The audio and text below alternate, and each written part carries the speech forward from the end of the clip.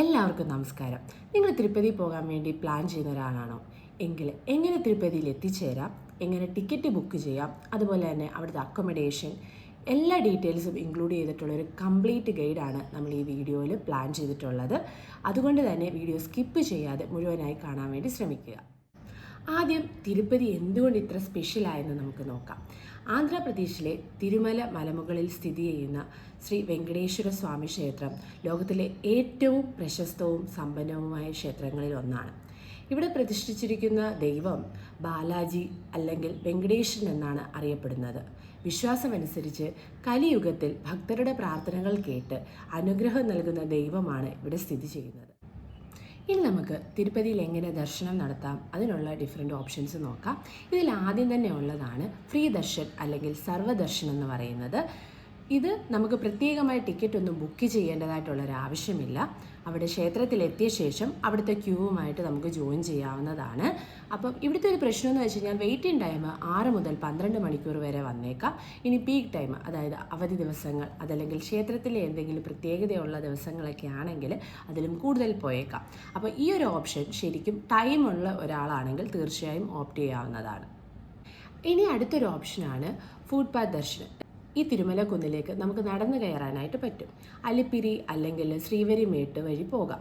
Entry പോയിന്റിൽ നമ്മുടെ biometric details ഒക്കെ എടുക്കും, അതായത് ഫിംഗർ പ്രിൻറ്റും ഫോട്ടോയും ഒക്കെ എടുത്തിട്ട് അവിടെ നിന്നിട്ട് നമുക്കൊരു ദർശന ടൈമും ഒരു ദർശന സ്ലോട്ടും ലഭിക്കുന്നതാണ്. ഇത് നമ്മുടെ സർവ്വദർശനത്തിനേക്കാളും കുറച്ചും കൂടെ എളുപ്പത്തിൽ നമുക്ക് ദർശനം നടത്താൻ വേണ്ടി കഴിയും. ഈ ഒരു നടന്നിട്ട് ഉള്ള ഒരു ദർശനം ശരിക്കും ഒരു സ്പിരിച്വൽ ജേർണി കൂടിയാണ്. പോകുന്ന വഴിയൊക്കെ അതിമനോഹരമാണ്. ഇനി ഞാൻ റെക്കമെൻഡ് ചെയ്യുന്നത്, അതല്ലെങ്കിൽ ഏറ്റവും കൂടുതൽ ആൾക്കാർ ഉപയോഗപ്രദമാക്കുന്ന ഒരു ഓപ്ഷനാണ് 300 റുപ്പീസിൻ്റെ സ്പെഷ്യൽ എൻട്രി ദർശനം എടുക്കുന്നത്. അതിനായിട്ട് നമുക്ക് TTD ദേവസ്വം ഓൺലൈൻ.com അതല്ലെങ്കിൽ ഒഫീഷ്യൽ വെബ്സൈറ്റ് അല്ലെങ്കിൽ TTD മൊബൈൽ ആപ്പ് ഉപയോഗിച്ച് നമുക്ക് ടിക്കറ്റ് ബുക്ക് ചെയ്യാവുന്നതാണ്. സോ ഈ ഒരു ഓപ്ഷൻ നന്നായി ശ്രദ്ധിച്ച് കേൾക്കുക. ഇതിൽ ആദ്യം ഒരു അക്കൗണ്ട് നമ്മൾ ക്രിയേറ്റ് ചെയ്യണം. മൊബൈൽ ആപ്പിൽ കൂടെ അല്ലെങ്കിൽ നമുക്ക് വെബ്സൈറ്റിൽ കൂടെ ചെയ്യാവുന്നതാണ്. നമ്മുടെ mobile number, email, Aadhaar card വളരെ ഇമ്പോർട്ടൻ്റ് ആണ്. ഇവിടെ ആധാർ കാർഡും ഒക്കെ നമ്മൾ ഡീറ്റെയിൽസ് ഇതിൽ കൊടുക്കണം. അതിനുശേഷം ലോഗിൻ ചെയ്തിട്ട് 300 റുപ്പീസ് സ്പെഷ്യൽ എൻട്രി ദർശനം എന്ന് പറയുന്നത് മെനു നമുക്ക് ഓപ്ഷൻസിൽ കാണാൻ പറ്റും. ഇത് 3 മാസം മുന്നെയാണ് ടിക്കറ്റ് ശരിക്കും അവർ അലോട്ട് ചെയ്യുന്നത്. അപ്പോൾ നമ്മൾ ഈ ഒരു വെബ്സൈറ്റിൽ കയറിയിട്ട് അവൈലബിൾ ഡേറ്റ്സ് ഗ്രീൻ കളറിൽ നമുക്ക് കാണാൻ വേണ്ടി കഴിയും. അപ്പോൾ നമുക്ക് ഇഷ്ടപ്പെട്ട ഒരു ഡേറ്റ് എടുത്ത ശേഷം അവിടെ ടൈം കൊടുക്കുക. മോർണിംഗ്, ആഫ്റ്റർനൂൺ, നൈറ്റ് നമുക്ക് ടൈം സ്ലോട്ടുകൾ കാണാം. അവൈലബിൾ ആയിട്ടുള്ള സ്ലോട്ടുകൾ നോക്കി പോകുന്ന ആൾക്കാരുടെ ഡീറ്റെയിൽസ് കൊടുക്കണം.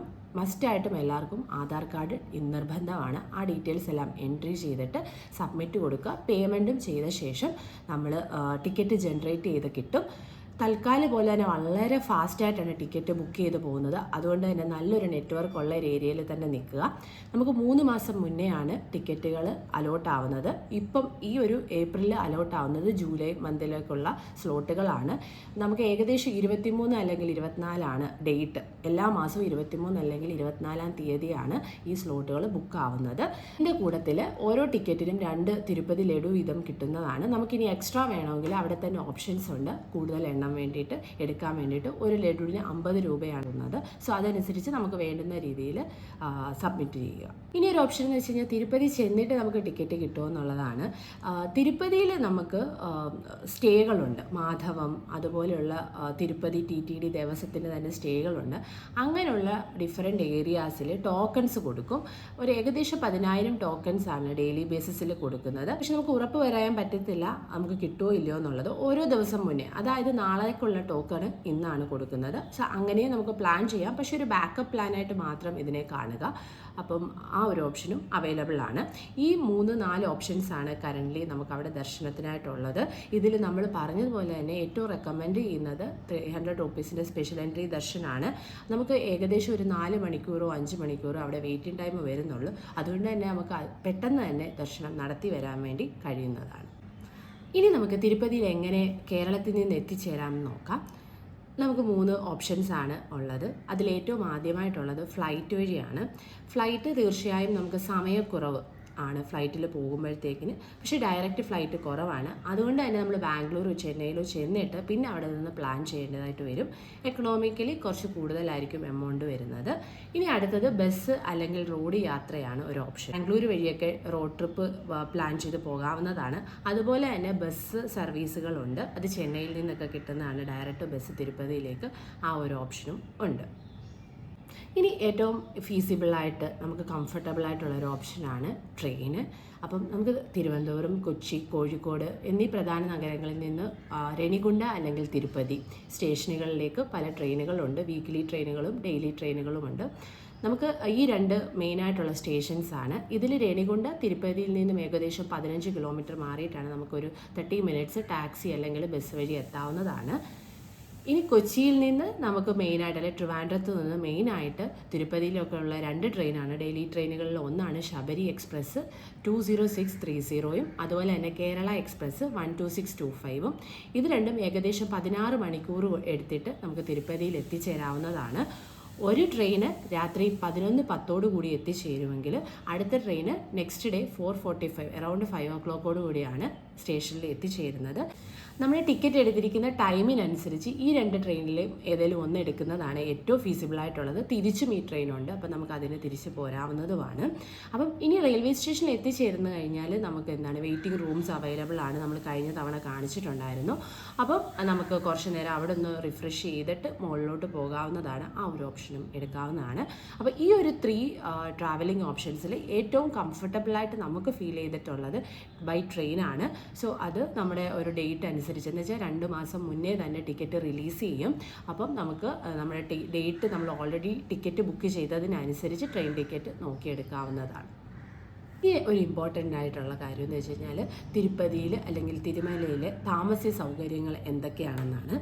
തിരുപ്പതിയിൽ സ്റ്റേ ചെയ്യാൻ നിരവധി ഓപ്ഷൻസ് ഉണ്ട്. അതിലേറ്റവും പോപ്പുലറായിട്ടുള്ളതാണ് TTDയിലെ ഒഫീഷ്യൽ അക്കോമഡേഷൻ എന്ന് പറയുന്നത്.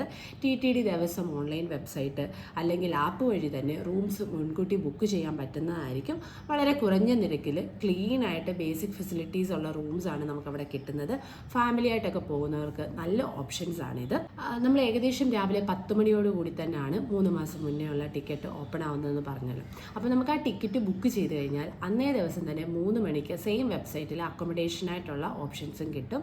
നമുക്ക് ഒന്നുകിൽ തിരുപ്പതിയിൽ അല്ലെങ്കിൽ തിരുമലയിൽ നമ്മുടെ സൗകര്യാർത്ഥം ടിക്കറ്റ് എടുക്കാവുന്നതാണ്.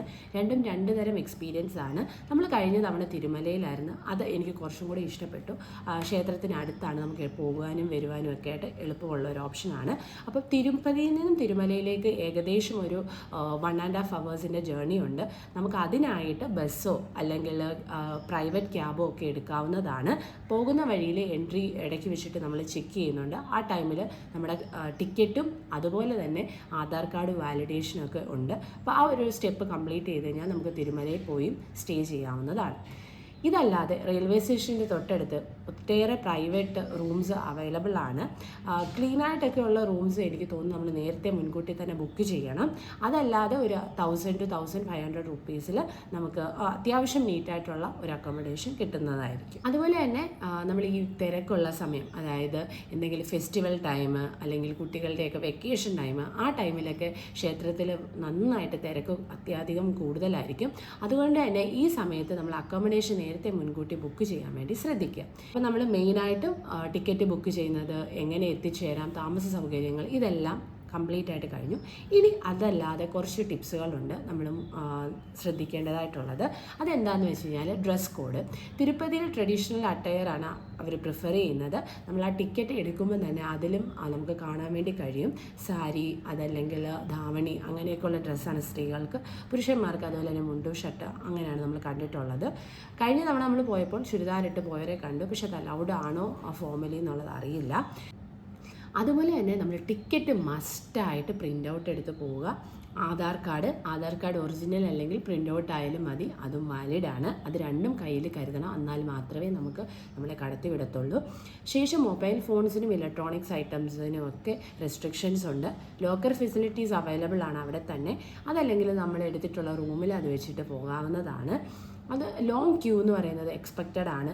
ഞാൻ പറഞ്ഞതുപോലെ തന്നെ നമ്മൾ നോർമൽ ടിക്കറ്റ് 300 റുപ്പീസിൻ്റെയാണ് എടുക്കുന്നതെങ്കിൽ 4 to 5 hours എങ്കിലും എടുക്കും. അതും അതിൽ കൂടുതലും ഒക്കെ എടുക്കും. അപ്പോൾ നമുക്ക് ശരിക്കും ഒരു പേഷ്യൻസ് ഉണ്ടാവണം. കഴിയുമെങ്കിൽ ഏർലി മോർണിംഗ് അല്ലെങ്കിൽ ലേറ്റ് ഈവനിങ്ങിൻ്റെ ദർശനം എടുക്കുന്നതായിരിക്കും നല്ലത്. നമ്മൾ ഈ ദർശനത്തിൻ്റെ ക്യൂവിൽ നിൽക്കുമ്പോഴത്തേക്കിന് ഒരു കാര്യം പ്രത്യേകം പറയേണ്ടതായിട്ടിരിക്കുന്നു. നന്നായിട്ട് അറേഞ്ച്ഡ് ആണ്. അതുപോലെ തന്നെ ഫുഡ്, വെള്ളം, വാഷ്റൂംസ് എന്നീ ഫെസിലിറ്റീസ് എല്ലാം നമുക്ക് അവിടെ ലഭിക്കുന്നതാണ്. അതിനെക്കുറിച്ച് നമ്മൾ വരി ചെയ്യേണ്ട ഒരു ആവശ്യവുമില്ല. കൂടാതെ തന്നെ തിരുപ്പതി ലഡു ടേസ്റ്റിയുമാണ്. നമ്മൾ അത് വാങ്ങാൻ മറക്കരുത്. നമുക്ക് അവിടെ തന്നെ പ്രത്യേക ഒരു കൗണ്ടറുണ്ട്. പ്രത്യേകിച്ച് വലിയ ക്യൂ ഒന്നും കാണത്തില്ല. നമ്മൾ അതും പ്ലാൻ ചെയ്യുക കൂടെ തന്നെ. ഓക്കെ, നമ്മുടെ ദർശനമൊക്കെ കഴിഞ്ഞു. ഇനി നമ്മൾ എക്സ്ട്രാ ഒരു ഡേ കൂടി പ്ലാൻ ചെയ്തിട്ട് വേണം തിരുപ്പതിയിൽ പോകാൻ. ബിക്കോസ് അവിടെ കുറേ സ്ഥലങ്ങൾ നമുക്ക് യാത്ര ചെയ്ത് കാണാൻ വേണ്ടി കഴിയും. അതിൽ പ്രധാനപ്പെട്ടതാണ് കുറേ ക്ഷേത്രങ്ങളുണ്ട്. പാപവിനാശം എന്ന് പറയുന്ന തീർത്ഥസ്ഥലമുണ്ട്. വിശ്വാസം അനുസരിച്ച് ഇവിടെ കുളിച്ച് കഴിഞ്ഞാൽ പാപങ്ങൾ നശിക്കുമെന്നാണ് പറയുന്നത്. അതുപോലെ തന്നെ കാളഹസ്തി, അതും ഒരു ശിവക്ഷേത്രമാണ്. നല്ലൊരു സ്പിരിച്വൽ എക്സ്പീരിയൻസ് നമ്മൾ പോയ ഒരു ക്ഷേത്രമാണ്. അതുകൊണ്ട് തന്നെ നല്ല പീസ്ഫുള്ളായിട്ടുള്ളൊരു പ്ലേസാണ്.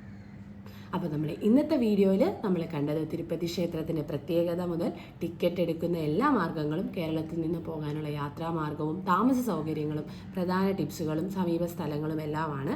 ഈ വീഡിയോ നിങ്ങൾക്ക് ഉപകാരപ്പെട്ട് കഴിഞ്ഞാൽ തീർച്ചയായും ലൈക്ക് ചെയ്യാനും ഷെയർ ചെയ്യാനും സബ്സ്ക്രൈബ് ചെയ്യാനൊന്നും മറക്കരുത്. എന്തായാലും എല്ലാവരും തിരുപ്പതി തീർച്ചയായും പ്ലാൻ ചെയ്ത് പോവുക. ലൈഫിൽ ഒരിക്കലെങ്കിലും എത്തിച്ചേരേണ്ട ഒരു ക്ഷേത്രമാണെന്ന് ഞാൻ പേഴ്സണലി ബിലീവ് ചെയ്യുന്നൊരു ക്ഷേത്രമാണത്. നിങ്ങൾക്ക് എന്തെങ്കിലും ഒരു ഡൗട്ട് ഉണ്ടെങ്കിൽ തീർച്ചയായും കമൻറ്റിൽ മെൻഷൻ ചെയ്താൽ മതി. നമുക്കറിയുന്ന രീതിയിൽ നമ്മളതിന് റെസ്പോണ്ട് ചെയ്യുന്നതായിരിക്കും. അപ്പം വീഡിയോ ഇഷ്ടപ്പെട്ടു എന്ന് കരുതുന്നു. Thanks for watching. ഇനി അടുത്ത വീഡിയോ കാണാം. Thank you. ബൈ.